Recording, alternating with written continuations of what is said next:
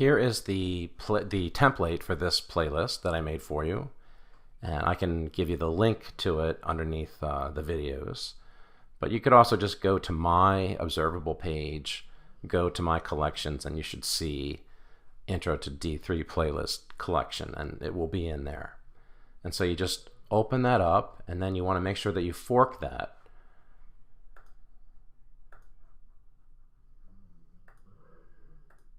And then that makes it your own, and then you can name this anything that you like. So we're going to practice here appending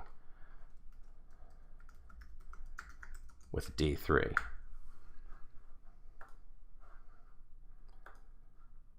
So we have our container made, but how do we get circles and rectangles and lines and so forth inside there? That's what I'm going to show you here.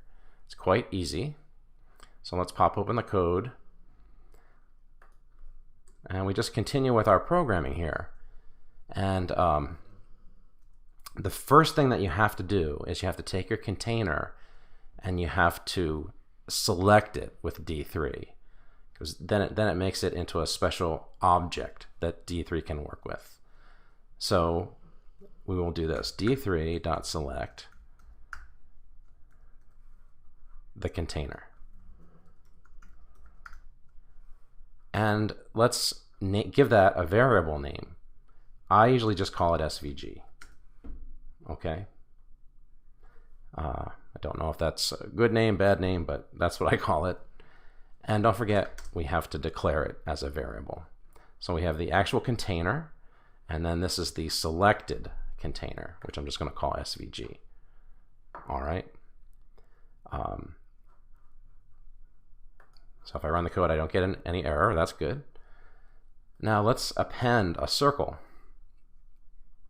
So now SVG, you can think of it as the container, right? But it's a little special because we selected it with D3, and D3 can work with it. So we can take the SVG and we can append a circle.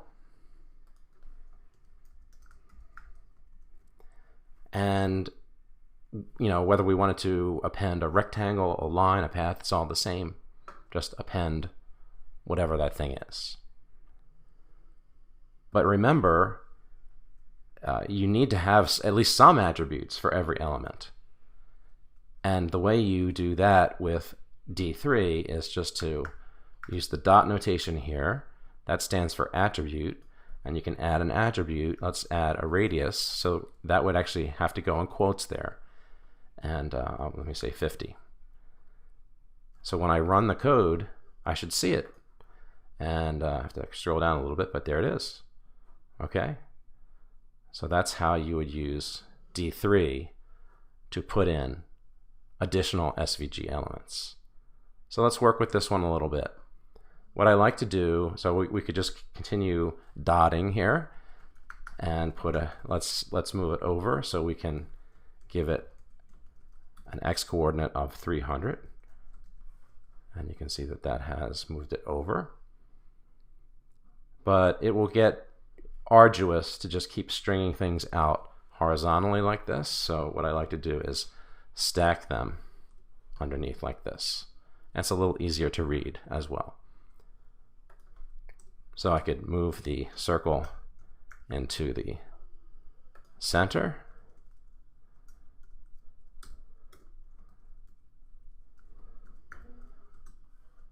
There it is. I could give it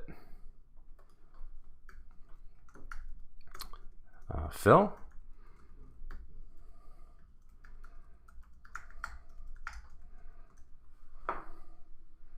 Stroke.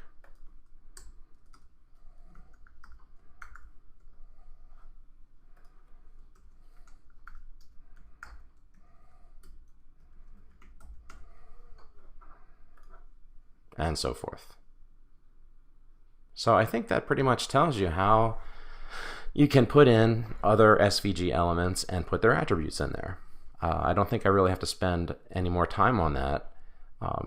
Every now and then there's something that's a little different, but I can bring that up as we come upon it. Okay, so why don't we try to make that barbell again, but we'll do it all with D3. So we'll do that in the next video.